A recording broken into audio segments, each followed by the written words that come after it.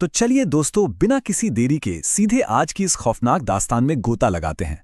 आज हम भैरवपुर नाम के एक ऐसे गांव के रहस्य को डिकोड करने जा रहे हैं जिसकी कहानी सुनकर सच में आपके रोंगटे खड़े हो जाएंगे। देखिए, ये कोई आम गांव नहीं है। सूरज ढलते ही इस गांव में एक अजीब सा भयानक सन्नाटा छा जाता है और फिर घना कोहरा हर तरफ फैलने लगता है। लेकिन सबसे डरावनी बात ये कोहरा नहीं है, बल्कि वो है एक घंटी की आवाज। जी हां, एक रहस्यमयी घंटी जो मानो किसी बड़े खतरे का अलार्म हो। आज के इस विश्लेषण में हम एक एक सुराग को जोड़कर इस खौफनाक रहस्य की बिल्कुल तह तक जाएंगे। अब भैरवपुर का जो सबसे खौफनाक और सख्त नियम है, जरा उसे सुनिए। रात के 8 बजे के बाद बाहर निकले मतलब सीधा मौत। और यकीन मानिए, ये कोई खाली धमकी या चेतावनी नहीं है, ये सचमुच जिंदगी और मौत का खेल है। 8 बजते ही गांव के सारे दरवाजे पूरी तरह से बंद हो जाते हैं। कोई भी इंसान रात में घर से बाहर कदम रखने की हिम्मत तक नहीं करता। ये खौफ लोगों के दिलों में इस कदर बैठा हुआ है कि लोग बस अपने घरों में दुबके रहते हैं, क्योंकि सबको यही लगता है कि जो भी अंधेरे में बाहर गया वो फिर कभी लौटकर नहीं आया। और यही वो डर है जिस पर हमारी आज की ये पूरी कहानी टिकी हुई है। अब इस पूरे मामले में एक बहुत ही क्रूशल चीज है, अमावस्या। देखिए, अमावस्या सिर्फ महीने की सबसे अंधेरी रात नहीं होती। भैरवपुर के लिए ये वो समय है जब गांव के बाहर वाले पुराने पीपल के पेड़ से जुड़ी वो भयानक शक्ति अपने सबसे खतरनाक रूप में आ जाती है। उस रहस्यमयी घंटी की आवाज इसी रात सबसे तेज, सबसे डरावनी होती है। और जरा सोचिए, इसी सबसे खौफनाक और अंधेरी रात के बीच गांव में एंट्री होती है एक नए डॉक्टर की, डॉक्टर अविनाश, जिनका शहर से यहां तबादला हुआ है। जाहिर है, उनके आने से यह खतरा कई गुना और बढ़ने वाला था। तो चलिए पहले हिस्से की तरफ बढ़ते हैं, डॉक्टर का डरावना सफर। देखते हैं कि अंधेरे और कोहरे के बीच ये शुरुआत कितनी भयानक थी। इमेजिन कीजिए, डॉक्टर अविनाश शहर से आए हैं और रात के अंधेरे में एक बिल्कुल सुनसान बस स्टॉप पर अकेले खड़े हैं। चारों तरफ घना जंगल है। तभी अचानक पेड़ों के बीच से एक अधेड़ उम्र का आदमी बाहर निकल कर आता है। इसका नाम है कैलाश। अब कैलाश डॉक्टर को गांव तक सुरक्षित ले जाने की बात कहता है। सब कुछ नॉर्मल लग रहा था, है ना? लेकिन सफर के बीच जब डॉक्टर यूं ही पूछ लेते हैं कि क्या आपको इतनी रात में पैदल चलने में तकलीफ नहीं हो रही, तो कैलाश का जवाब सुनकर किसी का भी खून जम जाए। वो कहता है, पहले तकलीफ होती थी साहब, पर अब नहीं होती। जाहिर है, ये अजीब सी बातचीत आने वाले उस भयंकर तूफान का पहला साफ संकेत थी। अब देखिए, ये वाला हिस्सा कितना शॉकिंग है। जब डॉक्टर अविनाश गांव के मुखिया यानी ठाकुर बलवंत के घर पहुंचते हैं तो वो बहुत कैजुअली बताते हैं कि कैलाश नाम का एक बहुत ही भला आदमी मुझे यहां तक छोड़कर गया है। डॉक्टर तो बस एक नॉर्मल बात बता रहे थे, लेकिन ये सुनते ही ठाकुर बलवंत के जैसे पैरों तले जमीन खिसक जाती है। वो बुरी तरह कांपने लगते हैं। क्यों? क्योंकि ठाकुर की सच्चाई कुछ और ही थी। जिस कैलाश के साथ डॉक्टर अभी अभी घने जंगल से पैदल चलकर आए थे ना, वो कैलाश तो 5 साल पहले ही मर चुका था। सोचकर ही रोंगटे खड़े हो जाते हैं ना। अब हम आते हैं दूसरे हिस्से पर, कुएं का रहस्य, जहां से इस पुराने अस्पताल का खौफ असल में शुरू होता है। तो अगले दिन जब डॉक्टर अविनाश को गांव के उस जर्जर पुराने अस्पताल में भेजा जाता है तो गांव का ही एक आदमी दामोदर उन्हें एक बहुत सख्त हिदायत देता है, अस्पताल के उस पुराने कुएं के पास बिल्कुल मत जाना। अब सवाल ये उठता है कि आखिर उस कुएं में ऐसा क्या छिपा था जिससे पूरा गांव इतना खौफ खाता था। और इस खौफनाक सवाल का जवाब खोजने की नौबत तब आती है जब उसी अमावस्या की रात अकेले अस्पताल में सो रहे डॉक्टर के दरवाजे पर अचानक कोई दस्तक देता है। अब जरा उस रात का मंजर सोचिए। जैसे ही डॉक्टर दरवाजा खोलते हैं, बाहर कोई इंसान नहीं होता, लेकिन उनकी नजर पड़ती है कुएं के पास खड़े सफेद कपड़ों वाले एक साए पर, जो पलक झपकते ही वहां से गायब हो जाता है। जब डॉक्टर हिम्मत करके कुएं के अंदर झांकते हैं तो उन्हें नीचे एक बहुत पुरानी पत्थर की मूर्ति नजर आती है। और बस उसी पल अचानक वो खौफनाक घंटी बजना शुरू हो जाती है, बिल्कुल एकदम से। यहीं से सारा डर अपनी पीक पर पहुंच जाता है और हमारे डॉक्टर साहब बुरी तरह घबराकर वापस अस्पताल में भाग जाते हैं। और देखिए, बात सिर्फ डराने तक नहीं रुकी। उसी आधी रात को चीजें बिल्कुल जानलेवा हो गईं। मुखिया ठाकुर बलवंत को अपनी खिड़की के बाहर से किसी के फुसफुसाने की आवाज आती है। जैसे ही वो बाहर देखते हैं, वहां दामोदर की लाश पड़ी थी। उसकी आंखें पूरी तरह फटी हुई थीं, जैसे मरने से पहले उसने कोई बहुत ही खौफनाक चीज देख ली हो। और पता है भूत ठाकुर से क्या कहता है? वो कहता है कि उसे झूठे इल्जाम में फंसाकर मरवाया गया था। मतलब अब ये बिल्कुल साफ हो गया था कि ये आत्मा अब सीधे तौर पर बदला लेने के मूड में है। तो आखिर इस भूत के इतने भयानक गुस्से के पीछे की वजह क्या है?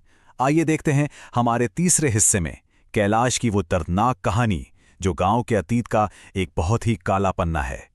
इस पूरे गुस्से को समझने के लिए हमें आज से ठीक 5 साल पीछे जाना होगा। रामनाथ काका नाम के एक बुजुर्ग ने अगली सुबह डॉक्टर को पूरी कहानी बताई। हुआ यूं था कि 5 साल पहले गांव के मंदिर से एक मूर्ति चोरी हो गई थी।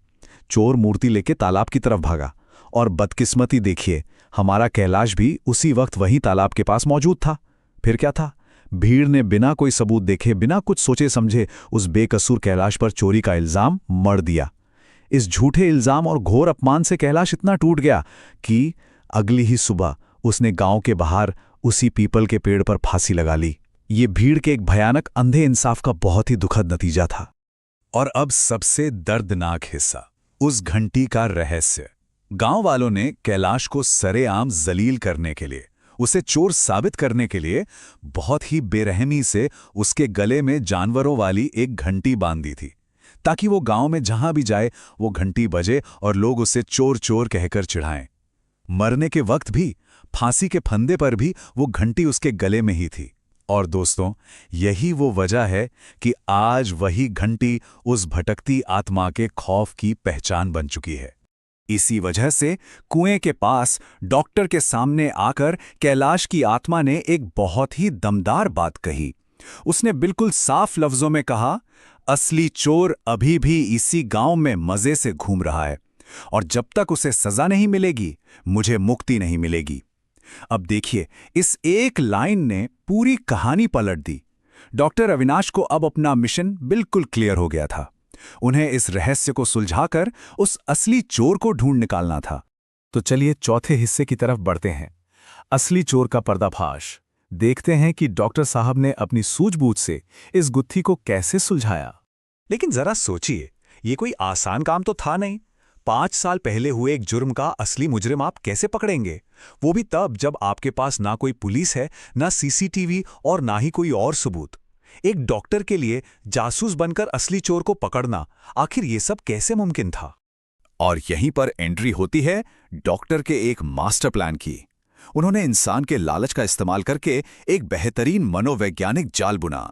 उन्होंने गांव में जानबूझकर एक अफवाह फैला दी कि शहर का एक बड़ा व्यापारी उस पुरानी मूर्ति के पूरे 1 लाख रुपए देने को तैयार है। फिर क्या था, डॉक्टर और कुछ गांव वाले रात के अंधेरे में उसी पुराने अस्पताल के कुएं के पास छिपकर बैठ गए। उनका प्लान सिंपल था, जो भी शख्स लालच में अंधा होकर उस कुएं में उतरेगा वही असली चोर होगा, क्योंकि मूर्ति उस कुएं के अंदर फेंकी गई है। ये बात तो सिर्फ और सिर्फ असली चोर ही जानता था ना।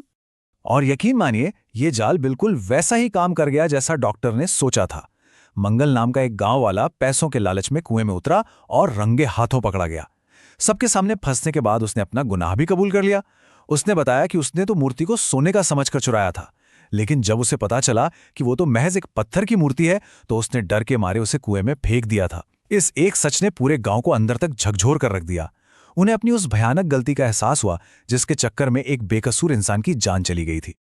अब हम इस विश्लेषण के आखिरी और 5वें हिस्से पर आते हैं, आत्मा को मिली मुक्ति, जहां एक अधूरा इंसाफ आखिरकार पूरा होता है। असली चोर के बेनकाब होते ही कहानी ने अपना सबसे खौफनाक मोड़ लिया। मंगल जान बचाकर भागता है और एक पुराने लकड़ी के गोदाम में जाकर छिप जाता है, लेकिन वो मौत की घंटी उसका पीछा कहां छोड़ने वाली थी। अंधेरे में कैलाश की आत्मा उसके ठीक सामने आ खड़ी होती है। अगली ही सुबह गांव वालों को उसी गोदाम में मंगल की लाश मिलती है और इस तरह 5 साल से भटक रही उस आत्मा का वो खौफनाक बदला आखिरकार पूरा हो जाता है। अब इस खौफनाक कहानी का अंत देखिए, कितना सुकून भरा है। जब डॉक्टर अविनाश का ट्रांसफर ऑर्डर आ जाता है और वो हमेशा के लिए भैरवपुर छोड़कर जा रहे होते हैं, तो उसी पीपल के पेड़ के पास से गुजरते हुए उन्हें एक आवाज आती है। लेकिन इस बार कोई डरावनी घंटी नहीं थी, बल्कि उस आजाद हो चुकी आत्मा की तरफ से एक बहुत ही शांत, सुकून भरा धन्यवाद था। है ना कमाल की बात? सिर्फ तर्क, थोड़ी सी सूझबूझ और सहानुभूति के दम पर एक डॉक्टर में इतनी बड़ी अलौकिक मुसीबत को सुलझा दिया था। खैर, जाने से पहले मैं आप लोगों के लिए एक बहुत ही गहरा सवाल छोड़ के जा रहा हूं। जरा सोचिए, क्या आप बिना किसी सबूत के, सिर्फ शक के आधार पर भीड़ का एक निर्दोष व्यक्ति की जान ले लेना उस मंदिर की चोरी से भी बड़ा पाप नहीं था? हम अक्सर देखते हैं कि अन्याय और अंधविश्वास के कितने भयानक नतीजे हो सकते हैं। असली न्याय तब तक मुकम्मल नहीं होता जब तक कि पूरी सच्चाई खुलकर सामने ना आ जाए। ये कहानी समाज की उस जल्दबाजी पर एक बहुत बड़ी चोट है, जहां लोग बिना सोचे समझे किसी को भी मुजरिम मान लेते हैं। आप इस बारे में क्या सोचते हैं? इसी विचार के साथ हमारा आज का ये विश्लेषण यहीं खत्म होता है।